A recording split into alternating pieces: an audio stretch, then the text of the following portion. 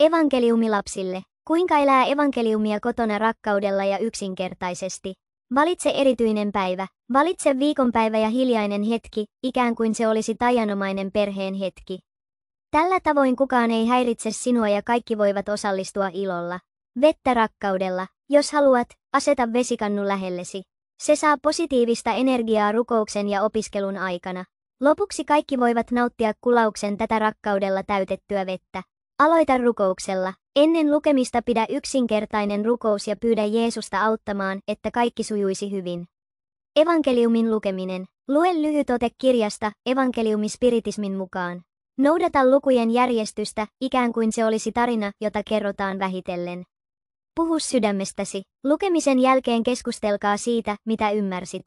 Keskustelkaa siitä, kuinka voimme olla parempia ja ystävällisempiä ihmisiä. Lopuksi, pidä vielä yksi rukous ja pyydä rauhaa kodillesi, perheellesi ja kaikille maailman ihmisille, jopa taivaassa oleville. Päätä kiitollisuuteen. Päätä kiitosrukoukseen ja lähetä valohalaus hengellisille ystäville, jotka auttoivat. Tärkeää muistaa, kodin evankeliumi ei tarkoita henkien kanssa puhumista. Tämä tehdään erityisissä paikoissa, joita kutsutaan spiritistikeskuksiksi.